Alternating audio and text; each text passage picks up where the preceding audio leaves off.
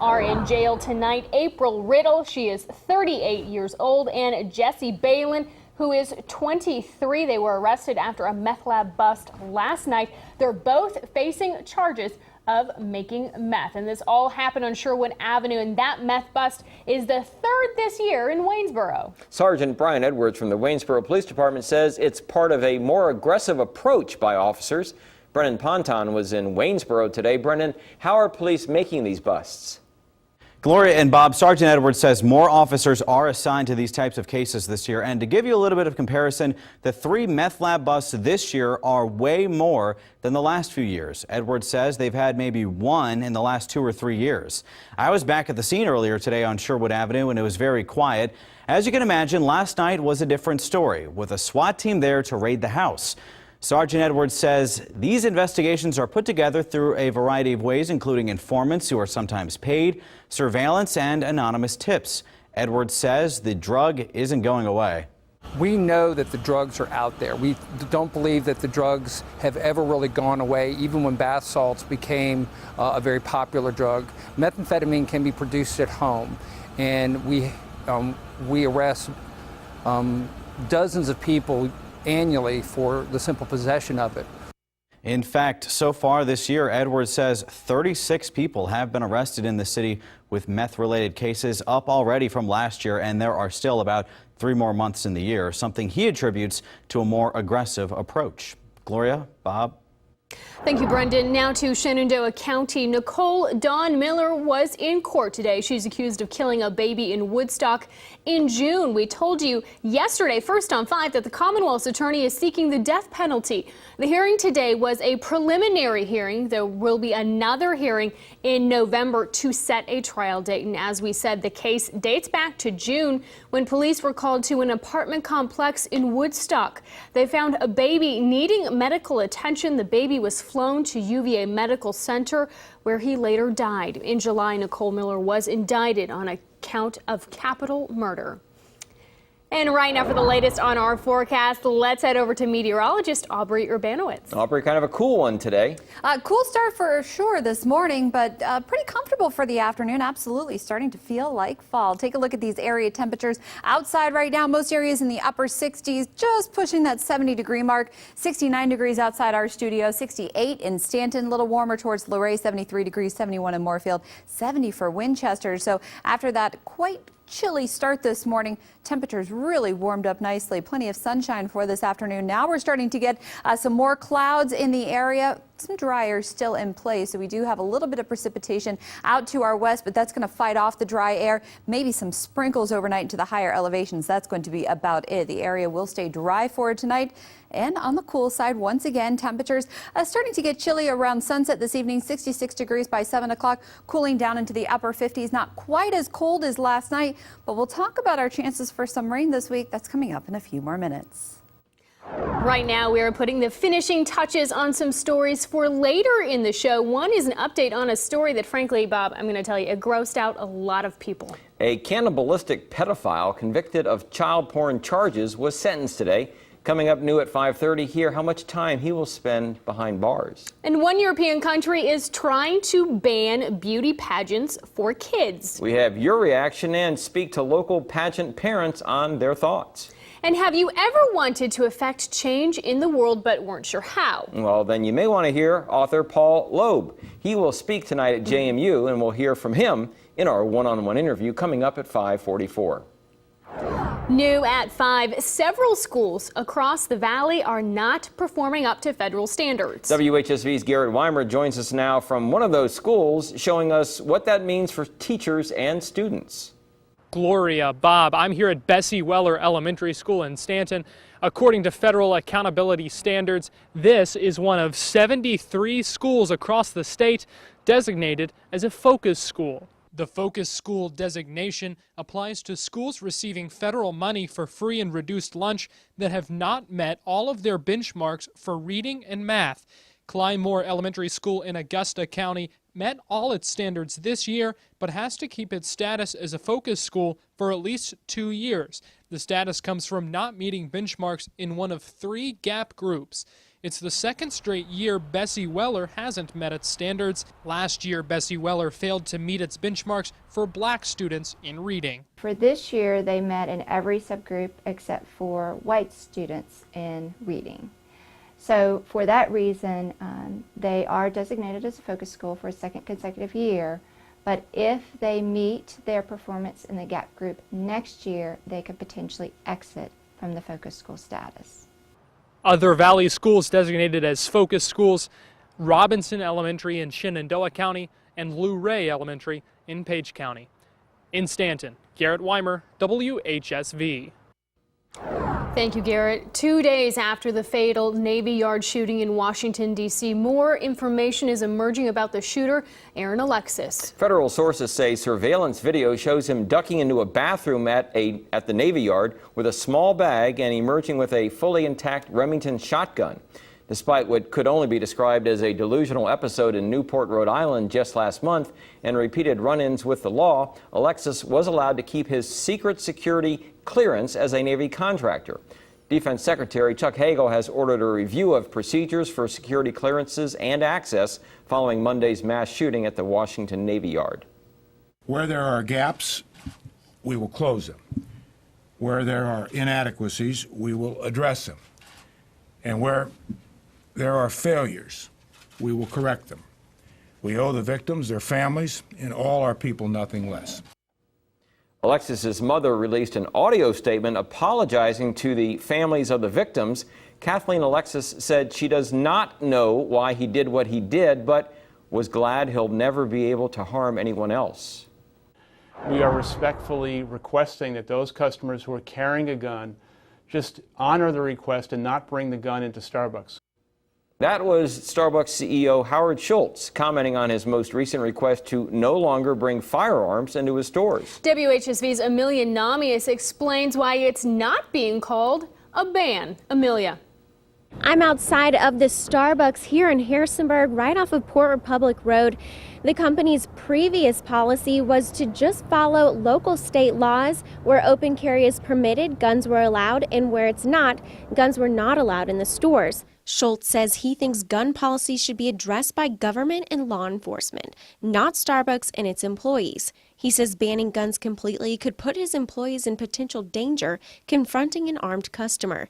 Schultz says pro-gun activists have used the store for misleading events called Starbucks Appreciation Days. Those falsely portray Starbucks as an open carry advocate.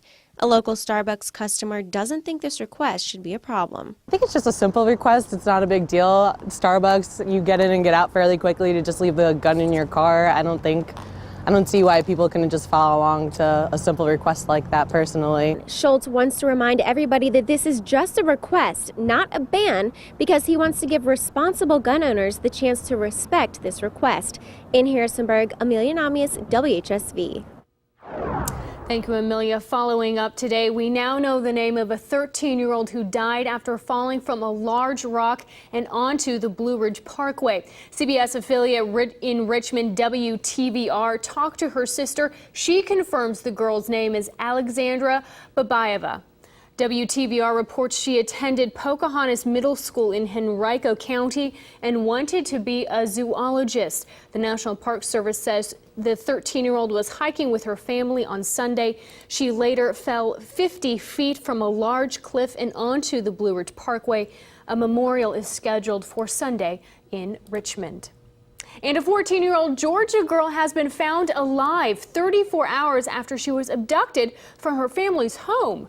Authorities say Ivani Hope Perez was located outside of Atlanta today in good condition. She was reunited with her family and taken to a hospital to be evaluated. Police say 2 people are in custody and they are looking for more suspects. Ivani was snatched early yesterday morning after 2 men broke into the family's home in Ellenwood, Georgia. Police say they demanded money and jewelry from Ivani's mother. When she couldn't meet their demands, the men shot the family dog and took off with the teenager. This is a good day. This is a good day for the family, the Perez family, but more importantly for Ivani. She is safe.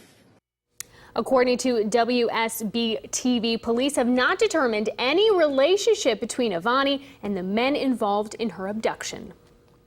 House Republican leaders are considering a vote this week on a short-term spending bill to keep the government running and defund Obamacare. That's according to senior House Republican aides. Hardline conservatives have insisted the spending bill prohibit all Obamacare funding. But such a measure is unlikely to clear the Senate, where majority Democrats have said they will not vote for any effort to defund the new health care law. The debate continued on the floor of the Senate. In an effort to justify his own failed policies and preserve them, the president is papering over some pretty troubling realities. House members, Republican House members, who don't believe in government. They want to get rid of it. And they're doing everything they can to make that a fact. Funding legislation needs approval before the end of the fiscal year on September 30th to avoid a shutdown. Stick around, more than 300 still missing in Colorado. Aubrey joins us with the search efforts in 3 minutes. And heading outside on the roads this Wednesday evening, this is a live look from I-81 mile marker 247 in Harrisonburg. And well, right now you get a good look at the side of the road, or the median. Actually, that's probably the exit loop there that you can see. So those cameras do change positions from time to time, and of course will generally give you a better shot than that. But if you want to check any of the traffic cameras, all you have to do is go to WHSV.com and click on the words traffic cams. That's on the top right of the homepage. Right now, here's your forecast for Fishersville.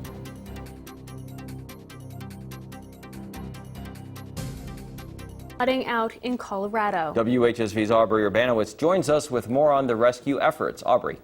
The latest images from the flooding zone in Colorado reveal the shocking scope of the damage. As the floodwaters recede and flow east onto the Colorado plains, the devastation to once picturesque communities is emerging. The deadly flash flooding toppled homes, buckled highways, and left behind piles of debris covered in mud. Near Boulder County, rescuers are shifting their focus from emergency airlifts to searching for the hundreds still unaccounted for. They are currently going door to door looking for victims. We're moving out of sort of the high-octane emergency evacuation and search and rescue that we've been doing, and we're transitioning to the long and arduous tasks that lie ahead in regards to recovery. Now, the death toll was lowered from 8 to 6 after 2 people believed to have perished were placed into the missing column. Officials expect that as the waters recede, the death toll will rise, but drier conditions are finally settling into the area. Thank you, Aubrey. A local psychology professor ranks as the hottest professor in the nation. The vote comes from an annual survey done by RateMyProfessor.com. David Daniel holds the top spot for the 2nd year in a row. Oh, but he is not a pretty face. Not just a pretty face. His reviews on the website also talk about his passion for teaching and his interest in his students and their success. He's not only judged on his looks. Last year, he was also voted best of the Berg by the students. It's kind of a burden, because I want people to know that I'm a really good teacher, so I push the teaching stuff. The looks are just an added bonus, or a distraction. Last year, he also got a teaching award from the American Psychological Association. Daniel may turn some heads with his dreamy charm, but he really is quite the teacher. Now, he asked us to not say the school that he teaches at, because he is afraid, the paparazzi, the women clamoring, beating down his door. Yeah. Didn't we already say that? No, we didn't. We didn't say what university he teaches at? No, shh. Oh. Secret. Oh, okay. It's a secret. Bob Corso knows, though, so if you want to find out, track down Bob Corso. Well, people have, at least here in the Valley, they have a 25% chance. Just given the fact that you got Mary Baldwin, EMU, Bridgewater, and JMU as universities. So there we go. Track them down, ladies. Okay, and I'm sure Aubrey had some hot professors in meteorological school, right? Hot temperature-wise, maybe. Aubrey? Thank you for saving me, Gloria. Hot temperature-wise. Well, we'll talk to see if our temperatures get any warmer this week. That's coming up in 2 minutes.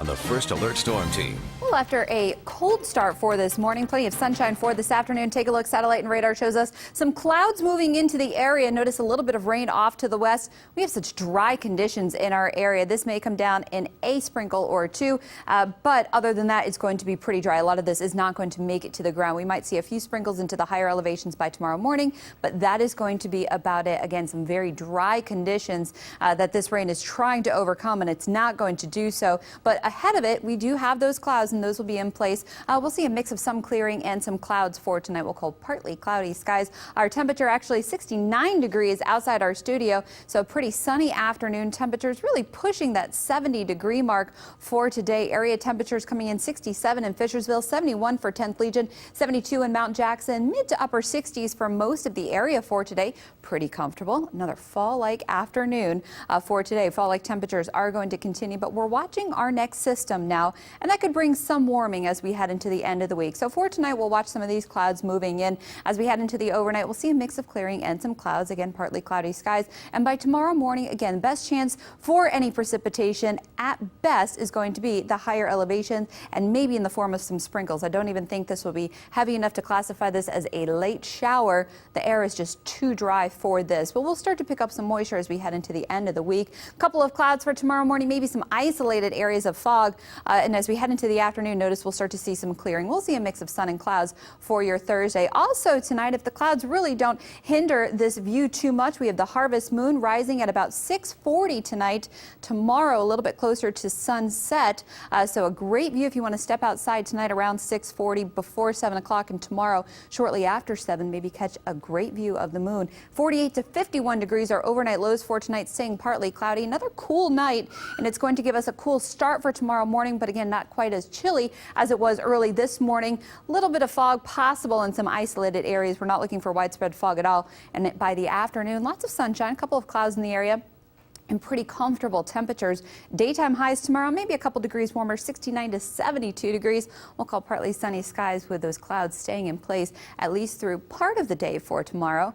And take a look as we head into the next 7 days, because these temperatures are going to continue to warm as we head into the weekend. But again, we're watching our next system. So up to 77 degrees for Friday, slight chance of a shower or thunderstorm on Friday. It won't be very widespread and probably confined mainly to the highest elevations, maybe along some of those ridge lines. Overnight lows warming back into the mid to upper 50s. So maybe turning off that heat if you happen to turn it on. Saturday, temperatures still stay in the mid 70s. But again, ahead of that next system, we're looking at a slight chance of rain. Best chance of rain right now still going to be Saturday night, and again onto Sunday and maybe even Sunday night. And we'll continue to keep our eyes on this system because we could potentially have a coastal system, and this could be some tropical moisture we're keeping our eyes on. That. So that could bring some rain to the area. But again, I know we have a lot of festivals and activities going on this weekend, including my weekend, which plans to be mainly outside. So we'll keep an eye on the weekend. You might want to throw the umbrella in the car, but again, best chance of rain is going to be right now. It looks like Saturday night and Sunday. And we'll continue to keep an eye on that. Now, you say tropical moisture, that can also lead to hurricanes, and I know 10 years ago we had a terrible one here, didn't we? Absolutely, one of the worst hurricanes to strike this area. Bob, I'm sure you remember Hurricane Isabel hit this area 10 years ago today. We'll talk to a family who revisited some of those memories tonight at 6, and we've also got some information on our blog with some of those incredible totals. I've been talking to a lot of viewers on Facebook. They've been sharing some of their memories. You can do that on Facebook and check out the blog with some of that information. And it's been 10 years since we've really been hit by a big storm like that. Ooh, don't tempt fate. Don't do it. I think hopefully it'll be a while before we see anything. Great. Thank you, Albert. Thank you. Well, Bloomberg's Ag and Energy Report is next. But first, here's a look at the top 3 stories this evening on WHSV.com.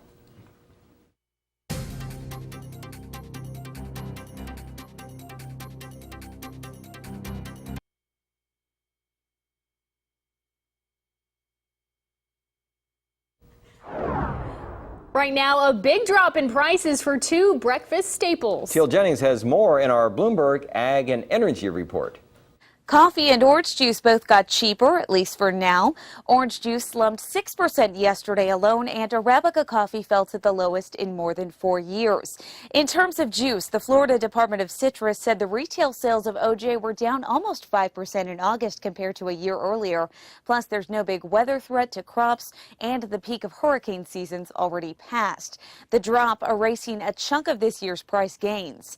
As for coffee, there was 7% more supply of unroasted harvested Arabica and Robusta beans in August compared to a year earlier. That's according to the Green Coffee Association. Plus, Brazil and Vietnam are expected to have bumper crops. Arabica prices are now off by about 20% this year. And all the talk the U.S. will have a record corn crop. Is that too optimistic? The latest after this. The Bloomberg Business Report is brought to you by Vonage. Crazy generous. If I can talk to anyone as much as I want to here, namaste.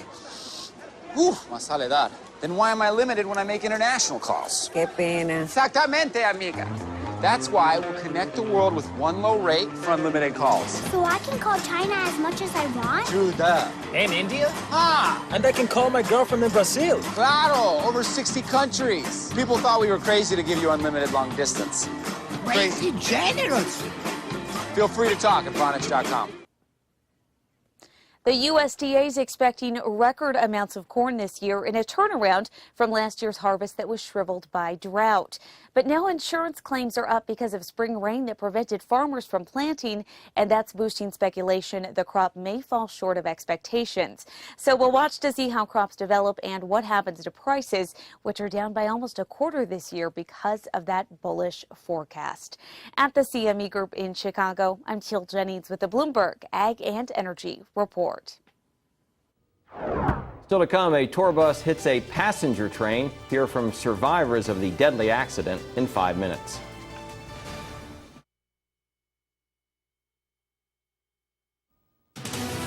WHSV News 3 at 5 continues now at 5:30. And this is your weather now. Plenty of sunshine for this afternoon, but those clouds are starting to roll into the area. Take a look. Satellite and radar shows us some rain that's trying to make it to the ground. But if we take a closer look, this is our more surface-based radar, shows us a little bit of a better idea of what's actually making it to the ground, not into our higher elevations. And this is fighting off some dry air, so maybe in the form of sprinkles at best. And we could see a few sprinkles in some of the highlands throughout the morning, tomorrow morning, but that's going to be about it. We're going to stay pretty dry, and those dry conditions continue. Temperatures up just a couple of degrees for today. We'll be up a couple more degrees for tomorrow, and with that slight warming, well, temperatures not quite as chilly for tonight, still pretty comfortable, down into the upper 50s later on this evening. We'll talk about our chances for rain and some slightly warmer temperatures. That's coming up in a few more minutes.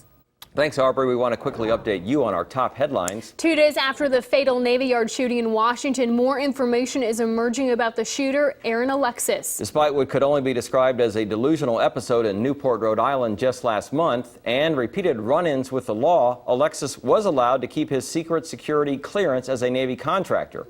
Defense Secretary Chuck Hagel has ordered a review of procedures for security clearances and access following Monday's mass shooting at the Washington Navy Yard. And tonight, 2 people are in jail. April Riddle, who is 38 years old, and Jesse Balin, who's 23. They were arrested last night after a meth lab bust. Both are facing charges of making meth. Sergeant Brian Edwards with Waynesboro Police Department says this is part of a more aggressive approach towards drugs. And authorities say Avani Hope Perez was located outside of Atlanta today in good condition. We told you yesterday that she was abducted from her house at gunpoint. She was reunited with her family and taken to a hospital to be evaluated. Police say 2 people are in custody and they're looking for more suspects. Avani was snatched early yesterday morning after 2 men broke into her family's home in Ellenwood, Georgia. Police say they demanded money and jewelry from her mother. When she couldn't meet their demands, the men shot the family dog and took off with the teenager. The French Senate has voted to ban beauty pageants for ages 16 and under. WHSV's Stephanie Escobar tells us why some people in the Valley don't agree with that vote. Stephanie. Tammy Samuels, who does hair and makeup at pageants in our area, disagrees with the move. She says pageants build self-confidence and help girls be a positive role model for other girls. In France, pageants are not as common as in the U.S. The Senate's ban would be an amendment to a law on women's rights aimed at the protection of children and being forced into roles of seduction that may harm their development. Samuels participated in pageants, and her daughters did too. She says the most important thing is what parents teach their children at home. It's no different than exposing them as a cheerleader, as a dancer, taking them to a public swimming pool. Pageants is not to expose them as a sexual person. It's to give them confidence. It's to build them up. It's no different than exposing them as a cheerleader, as a dancer. Samuel says if pageants were banned in the U.S., her income would be cut in half. The lower house parliament in France still has to vote before this law goes into effect. Bob? Thanks, Stephanie. A Massachusetts man who chatted online with other men about their desire to kidnap, rape, kill, and eat children was sentenced Tuesday to nearly 27 years in prison. Neighbors in this Worcester, Massachusetts neighborhood thrilled and feeling much safer after 40-year-old Jeffrey Portway is sentenced to more than 26 years in prison. Investigators seized so much child porn in the online sex ring Portway was connected to, it'll fill the Library of Congress 10 times over. The U.S. attorney says Portway told them he wanted to kidnap kids, sexually abuse them, murder them, and then eat them. I think a very disturbed criminal that I think is in the right place right now. Portway's attorney told the judge his client was living in some fantasy world where he wanted others to cannibalize him. New at 5:30, at least 6 people are dead after a passenger train collided with a double-decker bus in Canada's capital this morning. Witnesses say the bus went through a lowered crossing barrier in Ottawa. You can see the front of the double-decker bus was ripped off by the impact. All of those killed were riding the bus. According to CTV, at least a dozen other people were injured. I just looked over and I saw the double-decker bus. Looked like he just kept going and going and going, and instantly I was like kind of shocked by it, and right away as soon as I looked over, I just saw him hit the train and saw the train kind of fall off the track there a little bit, and then it was just complete mayhem after that. The bus driver was among those killed. A third of those injured are in critical condition. Following up tonight, the Ohio man who confessed online to killing a man while drunk driving kept his promise and pleaded guilty in court this morning. 22-year-old Matthew Cordell pled guilty to a felony count of aggravated vehicular homicide and a misdemeanor count of operating a motor vehicle under the influence of alcohol. Last week, he entered a not guilty plea, but it was a formality so that a new judge could be appointed. Cordell posted a YouTube video on September 3rd confessing to killing 61-year-old Vincent Canzani in a wrong-way crash in June. He faces up to 8 years in prison when he is sentenced on October 10th. A community in Corpus Christi, Texas is mourning the death of a middle school student. 8th grader Cameron Espinoza died from an apparent allergic reaction to fire ant bites he got during a football game last week. His family has now hired an attorney to consider legal action. The lawyer says they want to make sure nothing like this ever happens again. Today, teammates remembered the teen who loved football. He always had a smile on his face, always making us laugh on the sideline. He was a heck of a football player. And at least he passed away doing what he loved, playing football. The school district said the field was checked for fire ants in August before heavy rains. And it is time right now to check in on our dancing teams with Dancing with the Stars of the Berg. Now let's take a look. This is on WHSV.com/dance. You can see $15,000. Wow. Well done, everyone. Let's take a look how our teams are doing. We have our Team Benson. They have raised $35. Team Dennett. And that's just, they just started because Dr. Benson replaced Reg Fukarzaki. So he's starting from behind, I guess you would say. Yes, and Team Dennett has 421. Team Forbes, they have 5,810, and they're actually planning a fundraiser on September 28th. It will be a golf tournament at Pack Saddle Ridge Golf Club. Log on to packsaddle.net for more information. And then there's Team Hess. They have $470. Team Jones still in the lead, just barely, with $6,117. Team Pugh, $259. Team Woodward, not to be outdone, $1,983. Log on to WHSV.com if you would like to vote for your favorite dancer. I'm sure we all have favorites, or we will get favorites as it progresses. In the big dance, what day is it, Bob? November 10th or 11th? 10th. 10th, that's Sunday. He's the MC. Yes, and folks, it's a lot of fun. It sells out, so if you've heard about it or might want to go, get your tickets early because the JMU Festival Center seats for this event, it seats about 350, but like I said, it always sells out. It does. It's a lot of fun. Yeah. Absolutely. Aubrey? Well, We'll talk about our chances to see some rain as we head into the weekend. That's coming up in just 2 minutes.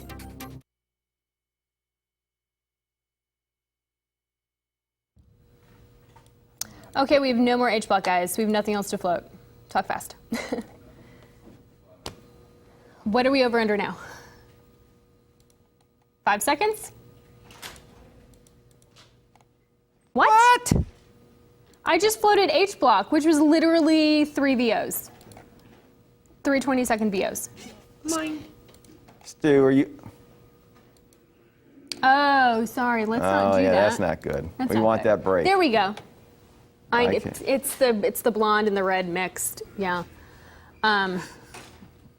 Is there a blonde under that red? Is that what you're saying? Yeah, I have my hair naturally is like really weird because I have like a little bit of brown and then but I have naturally like blonde and red highlights in there. So I'm just kind of like this like light brown person. I am.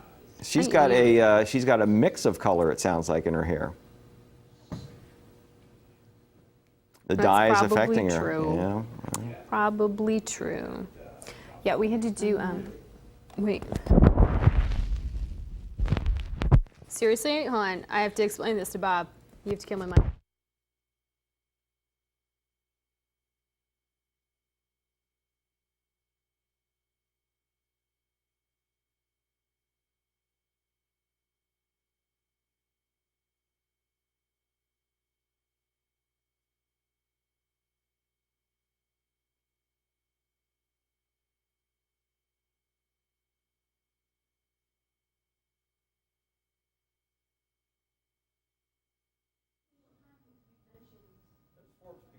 Hi. Saturday or Sunday? Sunday, yes. Saturday, yes.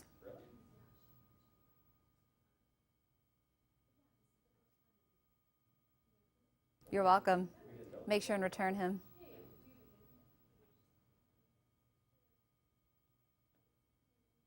We need to hang too soon. What neck? Oh yeah. You're up the hill? Okay. Okay. Yeah. Yeah.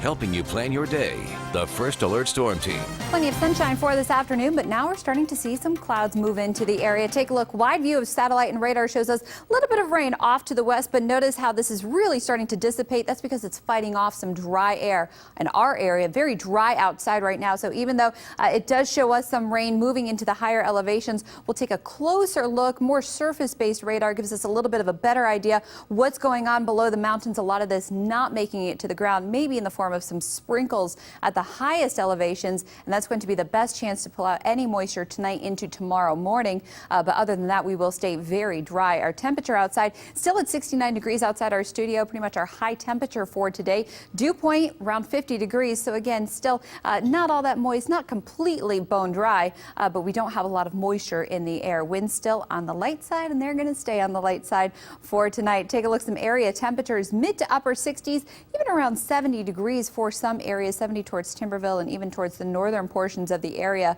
But plenty of sunshine for this afternoon, and that's going to give way to some clouds as we head into this evening. So notice 5, 6 o'clock tonight, we're continuing to see these clouds in the area. We'll call partly cloudy skies because we could even see a little bit of clearing later on for tonight. So notice midnight, still dry conditions, but overnight we could pick up on maybe a few sprinkles at best. I think it's going to still be light enough to even not call it a light shower. By tomorrow morning, a couple areas of fog possible, but we'll see a mix of sun and clouds for the day and a little bit more sunshine once again as we head into the afternoon. Pretty comfortable afternoon at that. For tonight, hopefully the clouds don't inhibit our view. If you look east in the sky, we do have the harvest moon. Technically rises early Thursday morning, but you could get a good view of it tonight about 6:40 tonight and 7:15 tomorrow. Look east in the sky. Maybe there's not as many clouds to the east, so we might get off a good view of that tonight. We'll have to check that out, and an even better potential for tomorrow night. Overnight lows for tonight right around 50 degrees for the valley, 51 in Harrisonburg, 50 in Waynesboro, upper 40s for for the higher elevations. Still a pretty cool night outside, but again, not as chilly as it was early this morning. At the bus stop tomorrow morning, kids might need another jacket or a sweater. Starting on the cool side around 51 degrees. Couple areas of fog possible. Not looking for widespread fog, and by the afternoon we'll see a mix of sun and clouds. Pretty comfortable temperatures in the upper 60s. Daytime highs for tomorrow, maybe a couple degrees warmer. 71 in Waynesboro, 72 for Harrisonburg. Upper 60s into the higher elevations. We'll see that mix of sun and clouds. 70 for Woodstock, 73 for Lorain, 70 in Elkton. Take a look as we head into the next 7 days, because temperatures, they continue to warm right into Friday. We're sitting more under a warm influence, so that's going to help bump up our temperatures a couple more degrees. Slight chance of a shower or thunderstorm on Friday. Slightly better chance as we head into Saturday and into the weekend. Right now, it does still look like the best chance of rain is going to be Saturday night into early Sunday morning, maybe another round Sunday afternoon and Sunday night. So not a washout right now, but we're keeping our eyes on some tropical moisture that could be moving into the area. Haven't really talked a lot about tropical moisture, but you can always stay up to date on that by going to WHSV.com, clicking on our interactive radar. And we have a couple of new weather blogs posted. About the 10-year anniversary of Hurricane Isabel and also the harvest moon. I hope to get outside tonight about 6:40, see if we can see some good views outside. If not, we'll try tomorrow night. Great. Thank you, Aubrey. Have you heard of Paul Loeb? He wrote The Soul of a Citizen, and he speaks tonight at JMU. He's next in our one-on-one interview.